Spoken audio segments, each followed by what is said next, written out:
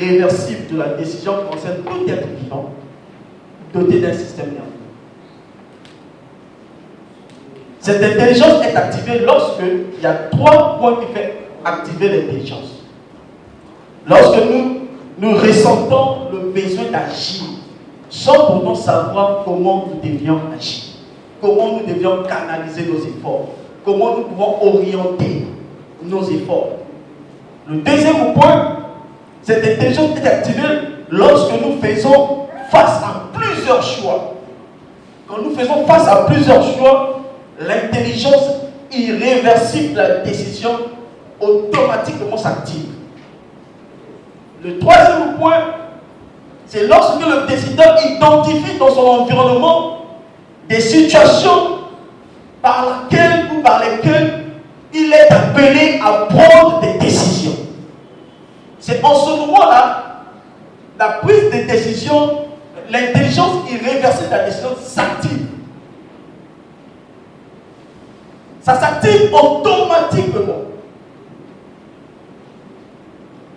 Ça s'active automatiquement.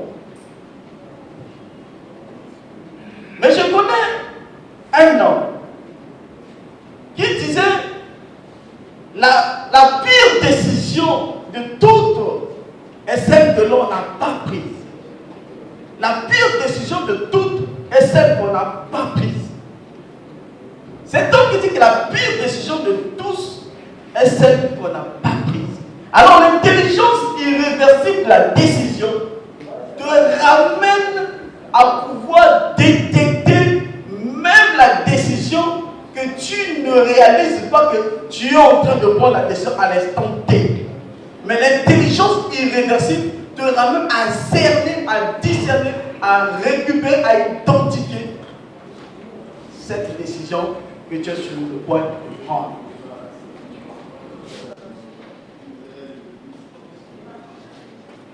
Alors, la capacité de prise de décision est un pouvoir qui exige, est un pouvoir inné qui exige d'être affûté de plus belle. En permanence pour acquérir la stabilité, permettez-moi, d'acquérir la rapidité, 2, l'efficacité, 3, la stabilité. Nous avons l'intelligence irréversible de la décision en nous, qui s'active automatiquement. Mais cette intelligence nécessite, bien que c'est inné, mais ça nécessite d'être affûté de plus belle. Pour nous permettre d'avoir la rapidité, pour nous permettre d'avoir l'efficacité, et pour nous permettre d'avoir la stabilité dans la prise de décision. La personne qui doit prendre une décision, il a l'obligation d'avoir la rapidité, l'efficacité et la stabilité. Si vous prenez une décision que vous n'êtes pas stable, ce sont les indicateurs qui montrent déjà que vous pouvez rapidement prendre la direction de la mauvaise décision. Mais quand vous êtes stable dans la prise de décision, vous avez 90% de chances pour pouvoir prendre la bonne décision. Mais au fur et à mesure que votre pouvoir de décision est affûté, vous avez la rapidité et vous avez l'efficacité entre vous-même. Dans cette partie ou cette fourchette d'âge, l'homme ou un leader arrive à prendre des bonnes décisions pour la simple raison qu'il utilise le modèle irrationnel. Donc nous parlerons du modèle irrationnel et le modèle rationnel. L'homme a une performance naturelle de prise de décision. Il y a un cerveau malléable jusqu'à un certain âge. Après une étude et l'observation que j'ai faite, j'ai fini par découvrir 2 modèles de décision, l'irrationnel et le rationnel tel que je venais de vous le dire. Mais je le répète pour entamer le modèle irrationnel. Mais dans le modèle irrationnel, ici nous parlerons de 2 types de décisions. La décision intuitive et la décision décision émotionnelle. Et c'est ces deux types de décisions que l'homme utilise. Quand il n'a pas encore atteint l'âge de 25 ans, il utilise ces deux types de décisions pour prendre des décisions. Quand même aussi il a déjà atteint l'âge où le cortex préfrontal atteint sa maturation, l'homme continue à utiliser ces types de décisions. En fait, l'homme a été programmé à utiliser son cerveau à 90% de façon irrationnelle. 90% de l'activité du cerveau est irrationnelle. Cette activité n'est même pas consciente, c'est inconsciente. Et puisque 90% de l'activité du cerveau est irrationnelle ou inconsciente, alors l'homme a la possibilité de prendre des bonnes décisions en utilisant son intuition, en utilisant ses émotions. Mais nous allons voir qu'il n'y a que 10% du cerveau de l'homme dont l'activité est consciente ou rationnelle. Mais en utilisant ces 10%, nous pouvons faire aussi des grandes choses. Plus que la personne qui utilise ces 90%. Dans le modèle rationnel, nous parlerons de la décision logique. Déjà, je vous avais parlé du premier âge jusqu'au troisième âge, ou du deuxième âge jusqu'au troisième âge qui concerne le mode de décision irrationnelle. Mais à partir de 25 ans, nous entamons notre quatrième âge, mais qui concerne le mode de décision rationnelle. Ici, le cortex préfrontal a déjà atteint sa maturation. En ce moment-là, on peut prendre des décisions rationnelles. Alors, si nous pouvons prendre des décisions rationnelles ici, c'est que revient à dire qu'en utilisant correctement cette partie de 10%, je dis bien correctement, nous pouvons arriver à prendre des grandes décisions, mais des décisions qui vont changer la réalité de la vie. Je vais vous donner l'exemple d'un grand homme. George Bush Jr., en 2003, après qu'il y eut l'attentat du 11 septembre, il décide d'envahir l'Irak. Ils ont décidé d'envahir l'Irak. Alors il fallait bien qu'ils prennent des décisions. Puisqu'il fallait prendre des décisions, ils se sont venus en congrès avec les experts économiques pour décider d'attaquer l'Irak. Mais il fallait calculer d'abord combien pouvait coûter cette guerre. Suivez très bien. Juste les 10% peut entraîner des pertes énormes, comme peut faire vous gagner beaucoup d'argent. George Bush, avec le congrès des experts économiques, ils se sont de calculer combien pouvait coûter la guerre.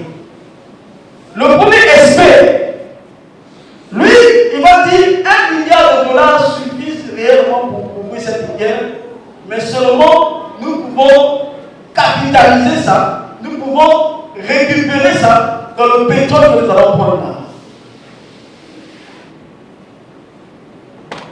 Mais celui-là, quand il dit cela, l'équipe n'est pas convaincue. Le deuxième arrive, il dit non, ce ne sera pas 1 milliard, ça va nous coûter 1,7 milliard. 1,7 milliard. Le troisième expert arrive. Cet expert fait la comparaison avec la guerre de Vietnam.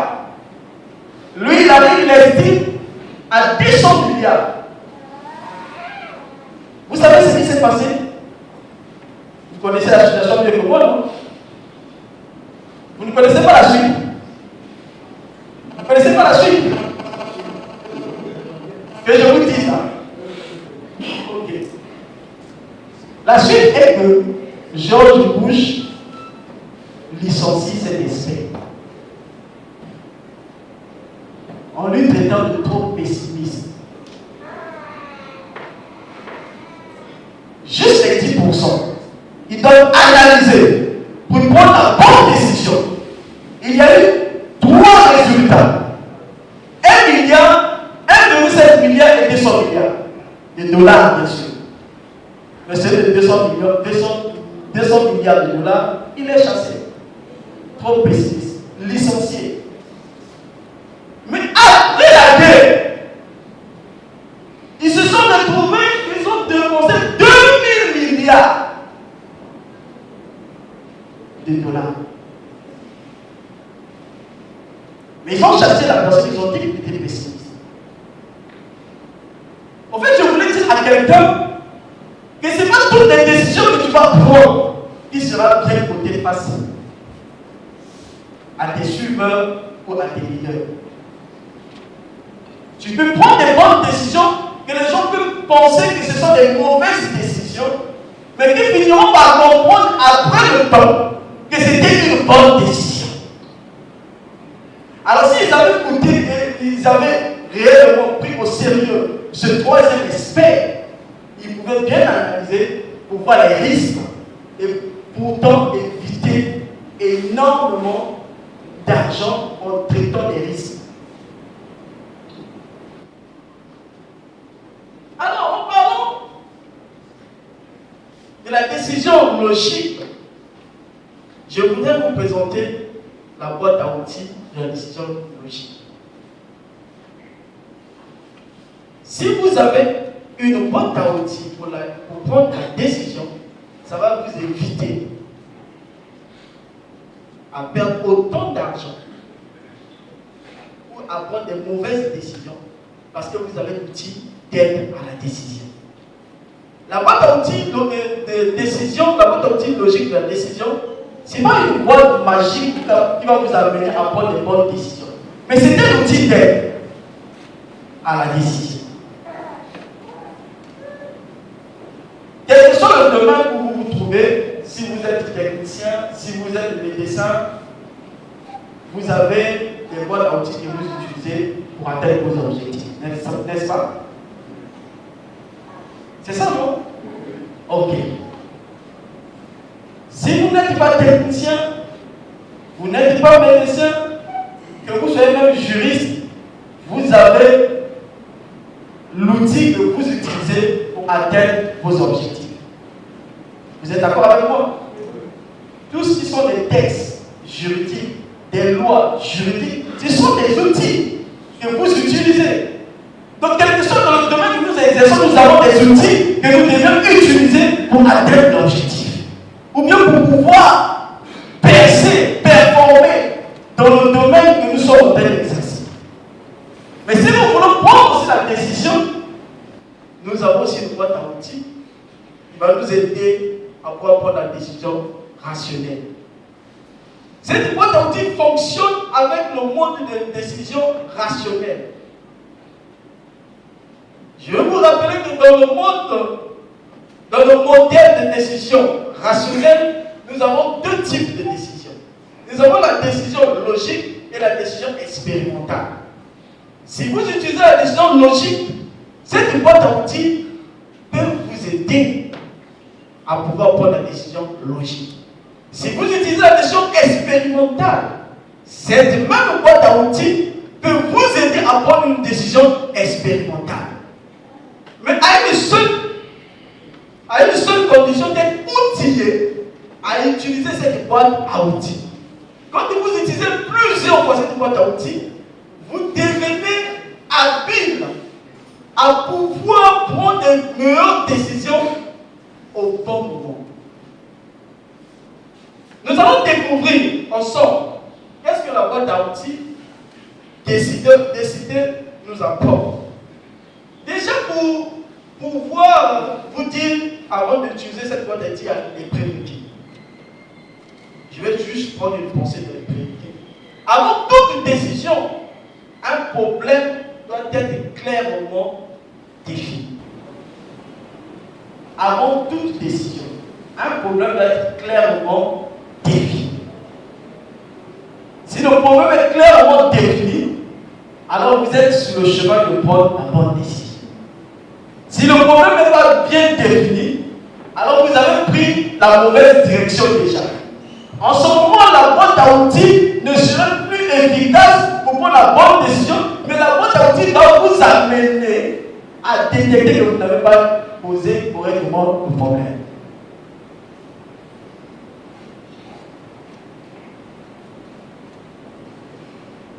C'est bon? C'est bon, ça passe? Je peux avancer? Ok. La boîte à outils, décider. Cette boîte à outils s'appelle décider. La boîte qui s'appelle décider a 7 outils. Vous avez là, sur l'écran, une boîte à outils. Mais il y a plusieurs outils dedans, n'est-ce pas? Mais dans la boîte à outils que je vous présente ce matin, il n'y a que 7 outils. Seulement 7, pas plus. Alors, le premier outil qui se trouve dans cette boîte, décider, c'est D, la lettre D, qui signifie diagnostic. Donc dans cette boîte à outils, vous avez l'outil qui va vous permettre de diagnostiquer les décisions, les options de décision que vous pouvez avoir derrière une situation. Le deuxième outil qui se trouve dans cette boîte à outils, c'est l'outil d'étude, qui va vous permettre à étudier dans les profondeurs chaque outil que vous avez diagnostiqué. Vous avez l'outil, le troisième outil, choix. Bon, je ne vais pas encore dire quelque chose, nous allons voir ça. Vous avez le quatrième outil, intégration. Vous avez le cinquième outil, la décision. Là où nous voulons arriver, là où nous voulons atterrir. Mais si nous arrivons à atterrir à la décision, ce n'est pas fini pour avoir une décision efficace. Nous avons le sixième outil qui est épreuve. Il faut éprouver votre décision pour savoir est-ce que c'est la bonne décision. Mais quand tu as éprouvé ta décision, mais ce n'est pas fini. Nous avons le septième outil qui est la résistance. Il faut arriver, si j'étais en physique, je pourrais dire qu'il faut arriver à mesurer le niveau, le degré de la résistance de votre décision. Mais je dirais ici qu'il faut arriver à voir, découvrir quelle est la résistance de votre décision. La bonne décision doit résister dans le temps. Il doit résister dans le temps par rapport à la situation que vous avez. Votre décision doit résister dans le temps. Nous allons découvrir ça dans les profondeurs. Alors, que devait être une décision après l'avoir éprouvée? Puisque nous parlons d'éprouver la décision, mais que devait être une décision après l'avoir éprouvée? Premier moment, une décision doit vous faire vibrer émotionnellement par le ressenti que vous devez avoir du changement positif. Du changement positif que cette décision va amener dans votre vie. Deuxièmement, la décision doit vous motiver. Une décision qui ne motive pas n'est pas la bonne. La décision doit vous motiver d'aller en avant, d'aller plus loin, d'appliquer. La décision doit vous motiver. Elle doit vous stimuler. Si la décision ne vous stimule pas, ce n'est pas la bonne décision. Elle doit vous donner envie. Elle doit encore vous faire rêver. Si la décision ne fait pas rêver, ce n'est pas la bonne décision. Ça doit vous faire rêver. Croyez-moi que pour que nous arrivions à organiser ce sommet, nous avons pris une décision qui nous a fait rêver. Nous avons rêvé. Si nous n'avons pas rêvé au préalable, nous ne pourrons pas réaliser ce sommet. C'est parce que nous avons rêvé. La décision doit motiver, doit stimuler, doit vous faire rêver. La décision doit vous challenger à faire un pas en avant. Quand tu as pris une décision, tu ne peux pas rester stagné. Tu dois faire un pas en avant. Donc la décision doit vous challenger à faire un pas en avant. La décision doit être concurrente. C'est-à-dire qu'elle doit vous apporter des avantages plus que les inconvénients. Et en fait, la décision doit être en accord avec vos sentiments et vos valeurs. La décision doit être en accord avec vos sentiments et vos valeurs. Pourquoi vais-je prendre une décision qui m'amène à mentir si ma valeur c'est de ne pas mentir? Pourquoi vais-je prendre une décision qui m'amène à voler si ma valeur c'est pas voler? Si je ne dégage pas des valeurs qui m'amènent pas à voler, je ne dois pas prendre une décision qui m'amène à voler. Pourquoi vais-je prendre une décision qui m'amène à manipuler les membres de mon équipe si ma valeur est de manipuler et d'influencer correctement par ma façon d'agir ou par ma façon de faire? La décision doit nous amener à voir nos valeurs